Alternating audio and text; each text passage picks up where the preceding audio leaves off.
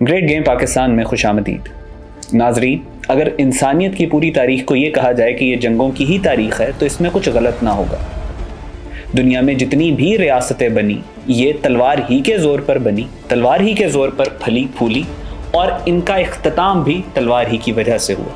मशरिक हो या मगरिब, दुनिया की कोई भी तहजीब तलवार और जंगों के ही नतीजे में मार्ज़े वजूद में आई और इनके शुरू से लेकर इख्तिताम तक के सफ़र में जंगों ने, खूरेज़ी ने और कत्ल गारत ने एक कलीदी किरदार अदा किया।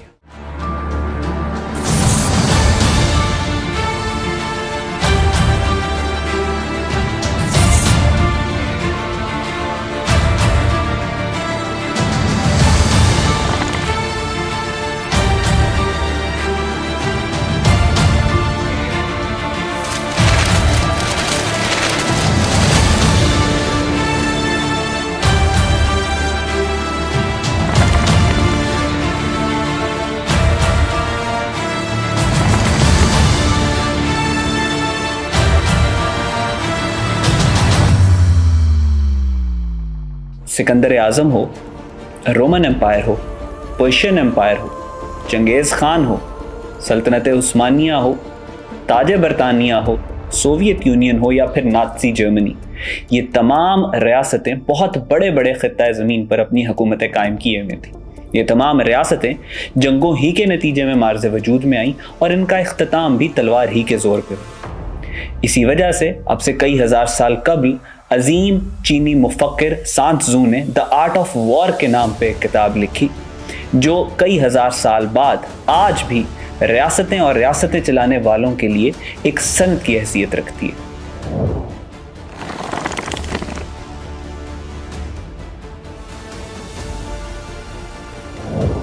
बुनियादी तौर पर पिछले 150 साल से इस दुनिया में दो सियासी निज़ाम राइज हैं, बादशाहत व आमरियत या फिर जमहूरियत, और दोनों ही सियासी निज़ाम दीन से जुदा हैं।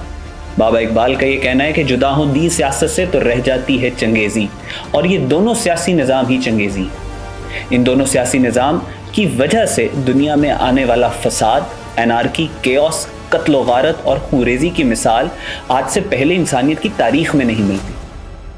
सिर्फ जंग अजीम दोम के बाद से अब तक जमहूरियत, आमरियत और बादशाहत के नाम पे कत्ल होने वाले इंसानों की तादाद 50 करोड़ है।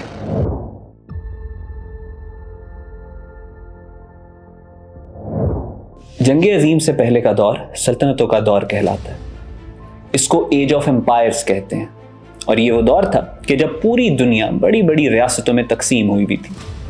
रूसी सल्तनत, बरतानवी सल्तनत, ऑस्ट्रो हंगेरियन एम्पायर, उस्मानी सल्तनत और जर्मन सल्तनत, ये तमाम रियासतें अपने जुग्राफिया को फैलाने के लिए हमा वक्त हालत जंग में रहती और यही इनके वुसअत पसंदाना अज़ाइम थे कि जिसकी वजह से पहली जंग अजीम हुई, जिसके नतीजे में ना सिर्फ ये सल्तनतें तबाह हुई बल्कि 10 करोड़ के करीब इंसान हलाक हुए।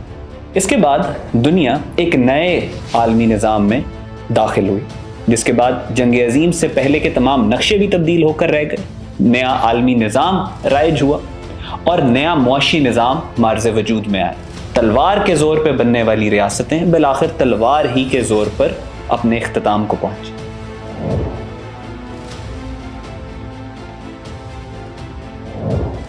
ताज बरतानिया भी दुनिया की बड़ी रियासतों में से एक थी। मशरिक से लेकर मगरिब तक इसकी कई साम्राज्यी हुकूमतें कायम थी। ये वो रियासत थी जिसके बारे में कहा जाता था कि इस पर सूरज गरूब नहीं होता, और इस रियासत का निज़ाम भी दहशतगर्दी और दुनिया से लूटी हुई दौलत के ऊपर मुनहसर था। यही वो लूटी हुई दौलत थी, यही वो लूट घसूट, कत्लो गारत और खूरेज़ी थी जिसकी वजह से ताज बरतानिया अपनी अवाम को अपने जुर्म में शरीक रखती और अवाम ताज बरतानिया को सपोर्ट करती। बरे सगीर के ऊपर अंग्रेज़ों के कब्ज़े से पहले ये रियासत दुनिया की ट्रेड में तकरीबन 25% की हिस्सेदार थी, और फिर अंग्रेज़ों के कब्ज़े के बाद इन्होंने इस रियासत में जो कत्लो गारत, जो खूरेज़ी, जो लूट मार की, उसके नतीजे में तकरीबन 150 साल बाद इस रियासत का दुनिया की ट्रेड में जो टोटल शेयर था 25% से कम होकर #2% पे आ गया। और ये वो रियासत जो दुनिया की अमीर तरीन रियासत थी, उसमें हाल ये हुआ कि लाखों लोगों ने भूख, अफलास और कहत से अपनी जानें दी। India's share of the world economy when Britain arrived on its shores was 23%. By the time the British left, it was down to below 4%. Why? Simply because India had been governed for the benefit of Britain. Britain's rise for 200 years was financed by its depredations in India. In fact, Britain's industrial revolution was actually premised upon the deindustrialization of India. And no wonder that the sun never set on the British Empire, because even God couldn't trust the English in the dark. बिलाखिर ताज बरतानिया, वो रियासत जिसमें सूरज गरूब नहीं होता था, उसका भी इख्तिताम आया। दूसरी जंग अजीम के बाद ताज बरतानिया बिल्कुल तबाह होकर रह गया और एक और रियासत जो तलवार के जोर पे कत्ल, खूनरेजी, दहशतगर्दी और लूट मार पे मार्ज़े वजूद में आई और फैली, उसका इख्तिताम भी तलवार के जोर पर ही, और उसकी वजह ताज बरतानिया का एक्सपेंशनिज्म ही था। The departure of the first contingent of British troops from the new Dominion of India was an historic event.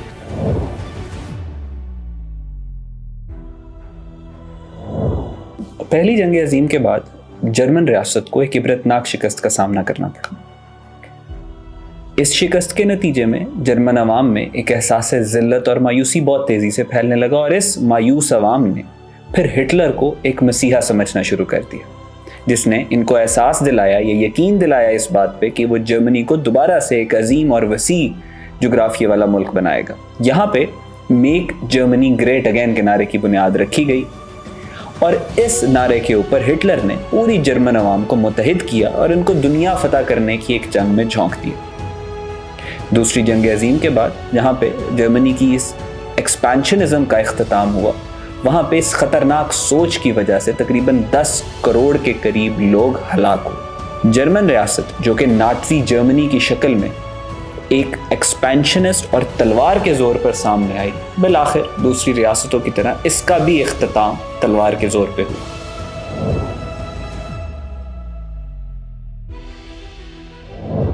पहली जंग अजीम के बाद रूस से बादशाहत का तो इख्तिताम हो चुका था, लेकिन इस बादशाहत की जगह फिर कम्युनिस्ट आमरीयत ने ले ली।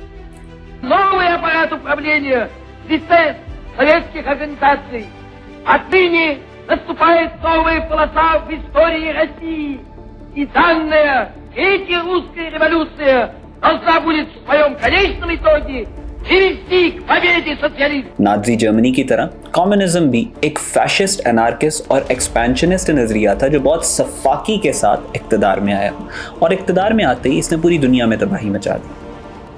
दूसरी जंग अजीम के बाद हालात कुछ यूं थे कि पूरे सेंट्रल एशिया और मशरकी यूरोप के ऊपर इस नजरिए का कब्जा था और दुनिया दो कैंप्स में डिवाइड हो चुकी थी, एक कम्युनिज्म और दूसरा कैपिटलिज्म, और हर वक्त पूरी दुनिया के ऊपर एक न्यूक्लियर वॉर का खतरा मंडलाता रहता। The US and the Soviet Union battled for influence, sometimes overtly, like in Korea and Vietnam, and sometimes covertly. 1990 में कम्युनिज्म और सोवियत यूनियन का इख्तिताम तो हुआ। С образованием Содружества независимых государств я прекращаю свою деятельность на посту президента СССР। लेकिन आज भी मगरबी जमहूरियत को रूस से खतरा लाहक है। यूक्रेन की जंग तीसरी जंग अजीम के शोले भड़का रही है और जमहूरियत चाहे रूस की हो या मगरब की, ये जुल्म और जबर के ऊपर कायम है। दोनों ही एक्सपेंशनिस्ट नजरियात हैं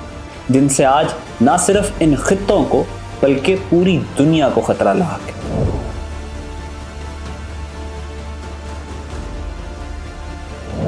मशरिक़ वस्ता को हार्ट ऑफ सिविलाइजेशन कहा जाता है और उसकी वजह यह है कि दुनिया की जितनी भी बड़ी तहजीबें हैं उनका आगाज़ इसी खित्ता ज़मीन से हुआ। इसी खित्ता ज़मीन पर सन 1948 में एक फैशिस्ट, एनार्किस्ट और एक्सपेंशनिस्ट सोच की बुनियाद ग्रेटर इसराइल की सूरत में रख दी गई। 1970 में शाया होने वाले मशहूर ज़माना ऑडिट यीनॉन प्लान के बाद इसराइल ने ग्रेटर इसराइल को अपनी ऑफिशियल फॉरेन पॉलिसी डिक्लेयर किया और आज इस खत्ते में तबाही, बदअमनी, बर्बादी जो आप देख रहे हैं उसकी वजह यही ग्रेटर इसराइल का एक्सपेंशनिस्ट नजरिया है। His surprising and crushing victory, the product of an 11th hour push for right-wing votes, promising there would be no Palestinian state on his watch. Israel की अतराफ में जितनी भी मुसलमान रियासतें हैं या तो उनको तबाह करके खंडर बनाया जा चुका है या उनकी तबाही फाइनल स्टेजेस पे है। 21वीं सदी का सबसे बड़ा और सफाक कत्लेआम इस वक्त गजा में हो रहा है और तमाम मगरबी रियासतें इसकी सपोर्ट में इसराइल के साथ खड़ी हैं। और उसकी वजह यह है क्योंकि ये तमाम रियासतें खुद भी सहूनी तौसी पसंदाना नजरियात की हामिल हैं और ये तलवार, खून, कत्ल और लूट मार की बुनियादों पर कायम होने वाली इसराइल की रियासत की हलीफ हैं। Let me say again, any country, any organization, anyone thinking of taking advantage of this situation, I have one word: don't.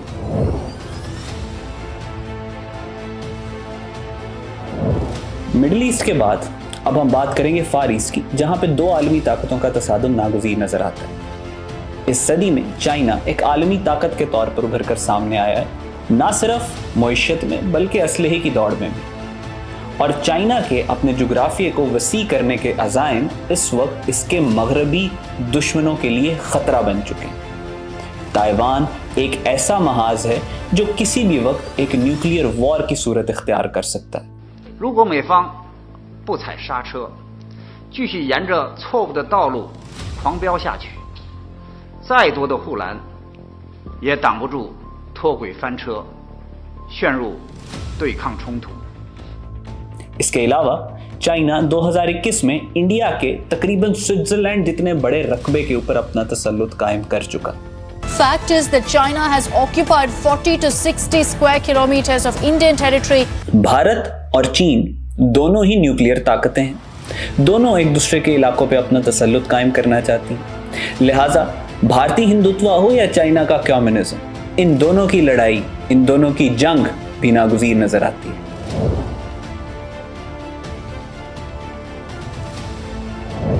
अब हम आते हैं बड़े सगीर की तरफ। यहां भी एक फैशिस्ट एक्सपेंशनिस्ट नजरिया बहुत तेजी से फैल रहा है। दूसरे एक्सपेंशनिस्ट नजरियात की तरह ये भी न्यूक्लियर आर्म्ड है। जी हां, मेरा इशारा हिंदुत्व और अखंड भारत की तरफ है। हिंदुत्व और अखंड भारत पर हम एक डिटेल्ड वीडियो बना चुके हैं, आप इस लिंक पे क्लिक करके वो वीडियो देख सकते हैं। अभी जो दुनिया के एक्सपेंशनिस्ट नजरियात हमने डिस्कस किए हैं, उनमें और भारत के हिंदुत्व नजरिए में एक बुनियादी फर्क है। जहां दुनिया के बाकी एक्सपेंशनिस्ट नजरियात एक जारहाना खारजा पॉलिसी अपनाए हुए हैं, भारत का हिंदुत्व नजरिया एक खौफ और एहसास कमतरी की पैदावार है। 800 साल तुम्हारी ऐसी तैसी हुई है, एक के बाद एक आताताई ने आके तुम्हारी तबाही कर दी, तुम्हारे मंदिर तोड़ दिए, तुम्हारी नालंदा जलाई तो 3 महीने जलती रही, तुम्हारा मैं मुंह तोड़ दूं। बकवास डरपोक कौम जिसमें लड़ने की क्षमता नहीं और बड़ी बड़ी बातें करते हो। उसके बाद अखंड भारत के नजरिए के पीछे हिंदुओं का एक खौफ और एहसास जिल्लत पोशीदा है। पिछले 1000 साल से मुट्ठी भर मुसलमानों ने भारत के ऊपर हुकूमत की है और हमेशा मुसलमान फौजें मगरिब से ही आईं और दिल्ली के ऊपर काबिज रहीं। हिंदुत्व नजरिया की बुनियाद इस बात पर है कि एक तो वो इस 1000 साल की गुलामी का बदला लें और दूसरा मगरिब में बसने वाले मुसलमान ममालिक को ख़त्म करेंगे ताकि मगरिब से दोबारा कोई फौज आके हिंदुओं के ऊपर अगले 1000 साल भी हुकूमत ना कर सके। पिछले 1000 साल में ऐसा पहली बार हुआ है कि पिछले 75 सालों से भारत के ऊपर हिंदू हुकूमत कर रहे हैं। इससे पहले 1000 साल ये मुसलमानों के गुलाम थे, उसके बाद 150 साल ये अंग्रेज़ों के गुलाम रहे और गुलामी इनके डीएनए का हिस्सा बन चुकी है। लिहाजा अब जब इनके पास इक़्तिदार है और न्यूक्लियर बॉम्ब्स हैं तो ये उस 1000 साल की गुलामी का बदला लेना चाहते हैं। एक कमज़र्फ और जलील नज़रिया मोदी और योगी जैसे सफाक दुश्मनों के हाथ में खतरनाक हो सकता है। We are warning that genocide could very well happen in India. Hindutva का पहला मिशन तो भारत के अंदर मौजूद 25 करोड़ मुसलमानों का कत्लेआम है और दूसरा मिशन मगरब में मौजूद तमाम इस्लामी रियासतों को ख़त्म करना ताकि कोई और इस्लामी फ़ौज मगरब से आके दिल्ली के ऊपर काबिज ना हो सके।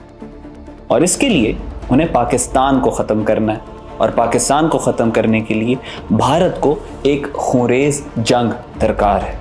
Indian Army will carry out any order which is being given by the government of India. Bharat की संसद में पीओके को लेकर एक सर्वसम्मत प्रस्ताव पारित है जो भारत का ही हिस्सा था, है और आगे भी हम मांगेंगे। मगरिब में मौजूद पाकिस्तान यानी इस्लामी रियासत का खौफ इन हिंदू ब्राह्मणों के दिमाग में इसलिए भी सरियत कर चुका है क्योंकि इस्लामी नजरिए और तारीख में आखिरी ज़माने के हवाले से चंद निहायत अहम बशारतें और पेशगोइयाँ हैं कि जिनके मुताबिक पाकिस्तान में बसने वाले मुसलमान एक मर्तबा फिर हिंदुस्तान फतह करेंगे और हिंदू हुक्मरानों को जंजीरों में जकड़ कर लाएंगे और जब यहाँ से पलटेंगे तो शाम में यहूदियों के खिलाफ एक फैसलाकुन जंग लड़ेंगे।